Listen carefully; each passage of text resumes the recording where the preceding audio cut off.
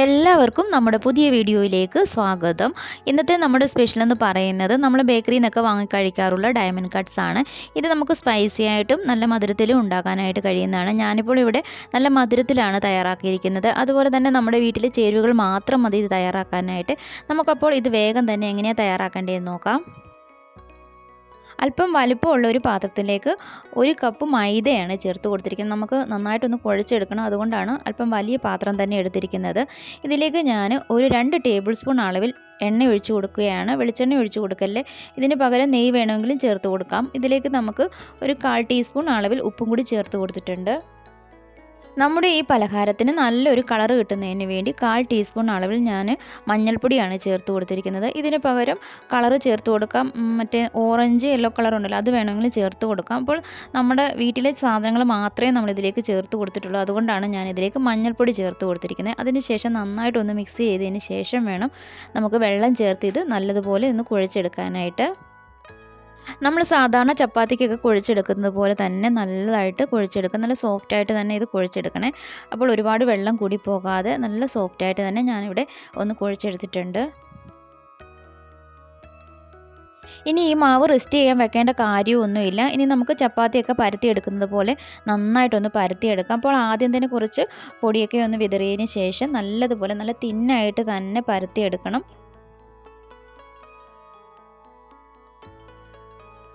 നമ്മളിതുപോലെ നന്നായിട്ട് പരത്തിയതിന് ശേഷം ഒരു കത്തി ഉപയോഗിച്ചോ അതല്ലെങ്കിൽ പിസ്സ കട്ടർ ഉണ്ടെങ്കിൽ അത് ഉപയോഗിച്ചിട്ടാണെങ്കിലും ഇതുപോലെ ഒന്ന് സൈഡ് ചരിച്ചൊന്ന് വരഞ്ഞു കൊടുക്കാമേ. 2 സൈഡും അതുപോലെ വരഞ്ഞു കൊടുക്കണം. ഒരു സൈഡ് നന്നായിട്ടൊന്ന് വരഞ്ഞു കൊടുത്തതിന് ശേഷം തിരിച്ച് അതുപോലെ തന്നെ നമുക്ക് ആ ഡയമണ്ട് ഷേപ്പ് കിട്ടണമല്ലോ, അതിന് വേണ്ടി തിരിച്ച് ഒന്ന് വരഞ്ഞു കൊടുക്കാം. ഇനി ഇതിൻ്റെ സൈഡിലുള്ള നല്ല ആ ഷേപ്പിലല്ലാത്തത് മാത്രം നമുക്ക് ഇങ്ങ് മാറ്റിയെടുക്കാം. ഇത് കളയണ്ട. നമുക്കിനി അടുത്തത് ഉണ്ടാക്കുമ്പോൾ അതിലേക്ക് ചേർത്ത് നമുക്കിത് പരത്തിയെടുക്കാനായിട്ടാണ്. ഇനി നമുക്ക് ഇതൊരു പ്ലേറ്റിലേക്ക് എടുത്തു മാറ്റാം. അതിന് മുമ്പായിട്ട് ഏത് പ്ലേറ്റിലാണോ നമ്മൾ എടുക്കുന്നത് അതിലേക്ക് കുറച്ച് മൈദാപ്പൊടി ഒന്ന് വിതറി കൊടുക്കുക. അതിനുശേഷം പതിയെ നമുക്ക് ഇത് ഓരോന്നായിട്ട് ഇതുപോലെ ഒന്ന് പെറുക്കിയിട്ട് കൊടുക്കാം.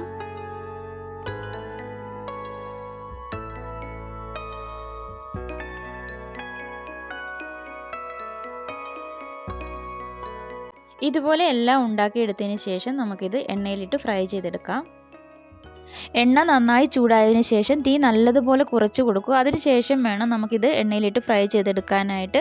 നല്ല തീയോടുകൂടി എണ്ണയിലിട്ട് ഇത് ഫ്രൈ ചെയ്തെടുത്താൽ ഇതിൻ്റെ കളറങ്ങ് മാറിപ്പോകും. നമുക്ക് നല്ലൊരു യെല്ലോ കളർ കിട്ടണമെങ്കിൽ ചെറിയ തീയിലിട്ട് വേണം ഇത് ഫ്രൈ ചെയ്തെടുക്കാനായിട്ട്.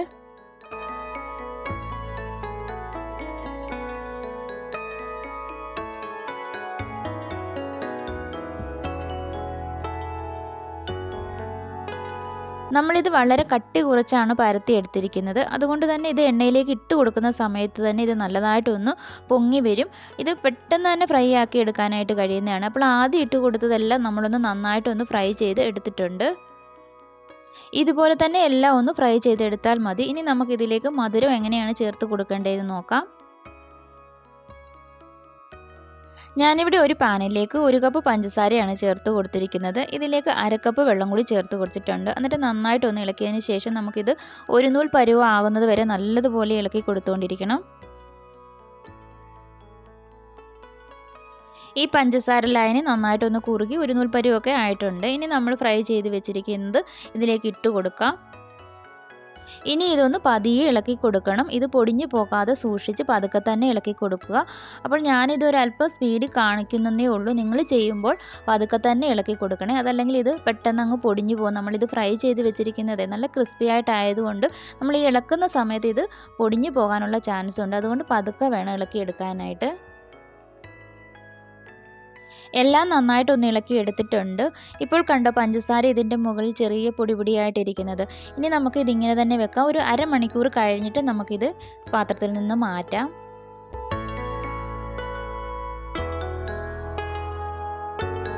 ഇപ്പോൾ അരമണിക്കൂർ കഴിഞ്ഞിട്ടുണ്ട്. ഇതൊക്കെ നല്ല ക്രിസ്പി ആയിട്ട് വന്നിട്ടുണ്ട്. അതുപോലെ തന്നെ എല്ലാത്തിലും നല്ലതുപോലെ പഞ്ചസാര പിടിച്ചിട്ടുണ്ട്. ഇനി നമുക്ക് വേറൊരു സെർവിങ് പാത്രത്തിലേക്ക് ഇത് മാറ്റി കൊടുക്കാം.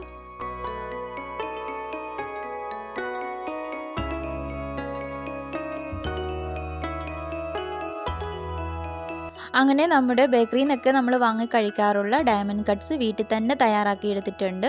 വളരെ സിമ്പിളായിട്ടുള്ള ഒരു സ്നാക്സാണ്. നമുക്ക് പെട്ടെന്ന് ഉണ്ടാക്കാം. നമ്മുടെ വീട്ടിലൊരു ഗസ്റ്റൊക്കെ വരികയാണെങ്കിൽ അവർക്ക് ചായയുടെ കൂടെ കൊടുക്കാൻ പറ്റിയ നല്ലൊരു സ്നാക്സാണ്. അപ്പോൾ എല്ലാവരും ഇതൊന്ന് ഉണ്ടാക്കി നോക്കുക. അതിനുശേഷം നിങ്ങളുടെ അഭിപ്രായങ്ങൾ കമൻ്റായിട്ട് അറിയിക്കണം. നമ്മുടെ ഈ വീഡിയോ നിങ്ങൾക്ക് ഇഷ്ടമായിട്ടുണ്ടെങ്കിൽ ആദ്യമായിട്ട് കാണുന്ന ആരെങ്കിലും സബ്സ്ക്രൈബ് ചെയ്തിട്ടില്ലെങ്കിൽ ഒന്ന് സബ്സ്ക്രൈബ് ചെയ്ത് സപ്പോർട്ട് ചെയ്തേക്കണം. അതുപോലെ തന്നെ പുതിയ വീഡിയോയുമായിട്ട് എത്രയും വേഗം വരുന്നതാണ്. കണ്ടുകൊണ്ടിരുന്ന എല്ലാവർക്കും താങ്ക് യു ഫോർ വാച്ചിങ്.